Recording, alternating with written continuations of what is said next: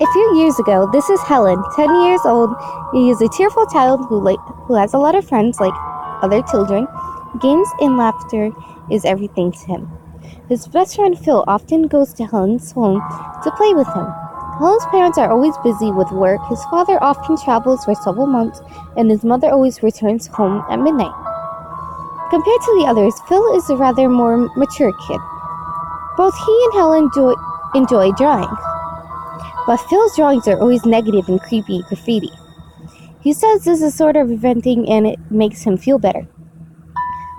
On a snowy day, Phil, as usual, takes his drawings and bags to go to Helen's home. Helen opens the heating and welcomes him.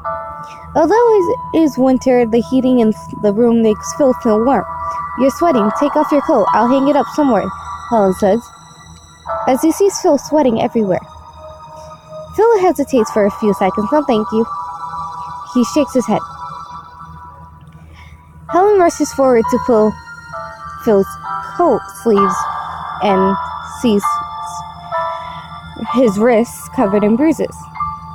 "Is it your father? Did he get drunk again?" Helen says. Phil lowers his head, but doesn't respond to Helen's question.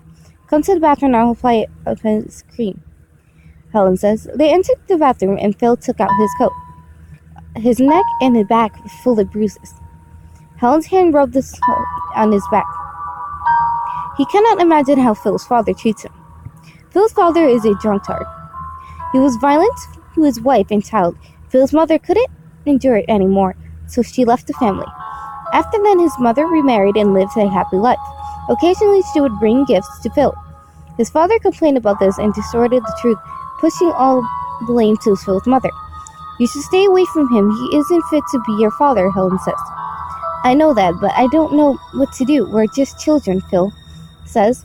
"I don't want you to hurt brother." Phil goes silent for a few seconds and replies, "Things will get better, right?" He smiles bitterly.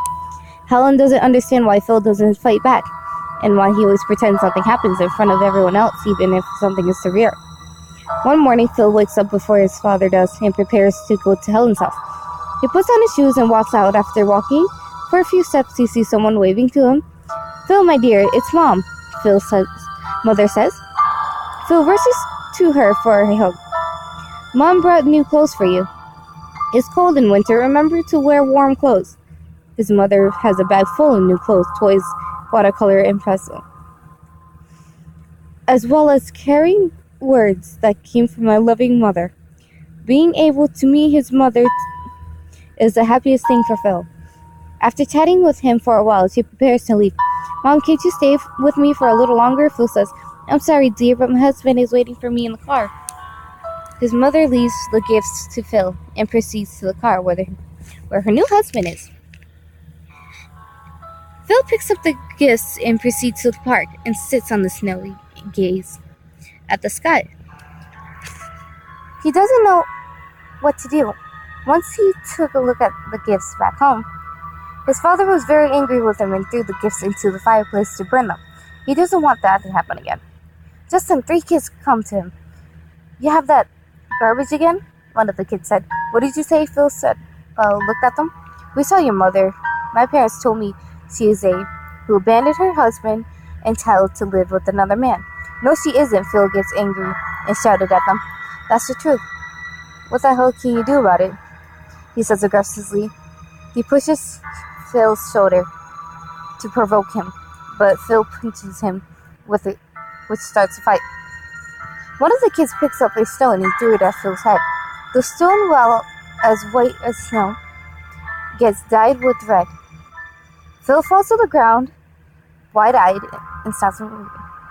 "Oh my God, what did you do?" "I fear. I just hope he stops." "What should we do now?" "Perhaps we can bury him." At the time Helen waits for Phil, he looks out the window and sees nobody coming. He rushes out to look for Phil, as he is worried about him. But he can't find him. He comes to the park and sits on the bench. But then he sees something unusual colors in the snow, with some of them being red. Suddenly he has a very bad feeling. He takes off his gloves and digs in the snow with his hands. Then he sees more and more red. This is not good. He thinks next. He thinks he touched something. A nose. Then a face. Phil's face. Helen's best friend is buried in the snow. Oh no. Helen touches the face and cries. Just then, he heard footsteps, and he sees the three kids standing behind him. They looked at him with a despising manner and ran away without saying a word. Helen doesn't know what's going on and doesn't understand what it means. Helen cried for a long time because beside the body until someone grabbed his shoulder from behind. Are you Ellen Moses? Helen turned around and sees a police officer and his mother. The three kids framed him as the murderer. Helen doesn't have any evidence to prove what's going on. They know, however, Helen threw the stone at Phil's head, killing him, and tried to bury him. According to the three witnesses, after the investigation and the argument, Helen goes home, enters his room, and sits on the bed. After a few minutes, his mother comes in and sits beside him. Mommy, I didn't kill anyone. Helen's blue eyes showed fear. I know, but the situation is not good for you. His mother hugs her child as she speaks with him in a choking voice. There's no clear evidence that Helen killed Phil, but as a curious person, he doesn't have any specific argument he doesn't even know what happened. The next day, Helen sees other children playing in the park, and all of them looked at him. Hi, what's up? You killed Phil. My parents told me to stay away from you, a kid says. Dad said you're a killer. That's not true, Helen replies. We can't be sure. Maybe you're lying, one of the children says. Helen knows whatever he says will be in vain. All his friends backed away from him. No one believed him. Everyone regarded him as a murderer. Helen, good news. Helen's mother wakes him up in the morning. There was a witness to the whole thing. He is willing to testify for you. Helen is surprised. He can't believe to have someone to have witnessed the whole thing. He expected everything and finally let the whole thing end. Helen, I want to thank them tomorrow. Do you want to go with me? Maybe you can become friends. Helen's mother prepared for some gifts for the witness. No, I want to stay home to draw. Helen has given making up any friends he has changed. He became indifferent with his drawings full of negative and strange graffiti. Once it comes to snowy days, he will remember those dreadful eyes of the corpse that was in the snow. That memory is what he can't forget, even if he wants to. The witness is Vic Stephen. 3 years later, he changed his name to Tom Stephen.